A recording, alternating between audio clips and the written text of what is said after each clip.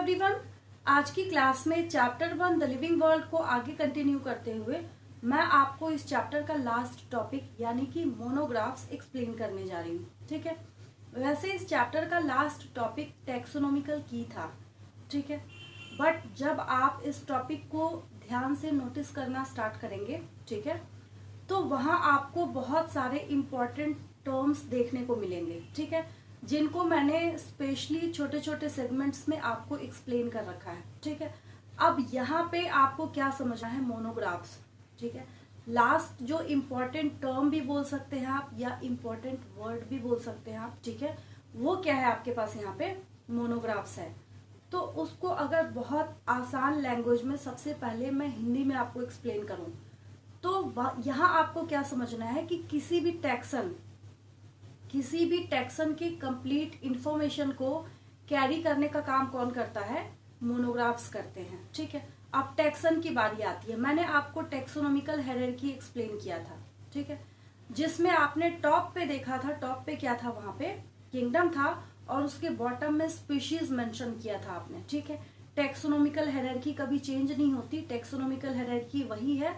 उसको याद करने के ट्रिक्स भी मैंने आपको समझा रखे हैं। प्रीवियस वीडियोस को आप देखना स्टार्ट करेंगे, आपको सारी चीजें क्लियर हो जाएंगी। ठीक है, बट इसके अंदर से किसी भी टेक्सन को उठा के, अगर एक है तो टेक्सन होगा, TAXON।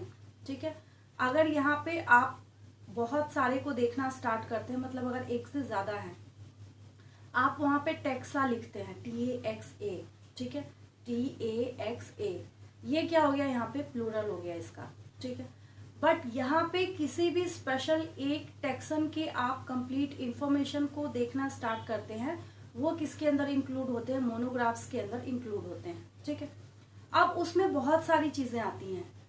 किसी टेक्सन के सारे इंफॉर्मेशन को जब आप देखना स्टार्ट करेंगे, उसमें बहुत सारी चीजें होती हैं। कौन कौन सी चीजें होंगी, उसका नोमेनक्लेचर भी होगा। अब नोमेनक्लेचर आपने कैसे किया होगा, आइडेंटिफिकेशन के बेसिस पे किया होगा। ठीक है, उसको आइडेंटिफाई कैसे किया होगा, अगर इसके भी बैक में जाके देखेंगे तो आपने उसकी एंसेस्ट्रल हिस्ट्री देखी होगी। ठीक है, जिसके लिए कौन सा टर्म बायो में दिया जाता है, फाइलोजेनी, PHYLOGENY, फाइलोजेनी। ठीक है, तो उसकी एंसेस्ट्रल हिस्ट्री भी आप देखना स्टार्ट करते हैं। मॉर्फोलॉजी, मतलब उसके एक्सटर्नल फीचर्स को भी देखना स्टार्ट करते हैं। तो बहुत सारी चीजें इंक्लूडेड होती हैं किसके अंदर, मोनोग्राफ्स के अंदर। आपको बहुत आसान लैंग्वेज में चीजें समझ आ रही होंगी। ठीक है, तो मोनोग्राफ्स को सबसे सिंपलेस्ट और सबसे शॉर्ट फॉर्म में कैसे लिखना है आपको, monographs contain information on any taxon. ठीक है, सबसे सिंपलेस्ट और सबसे शॉर्ट यही है।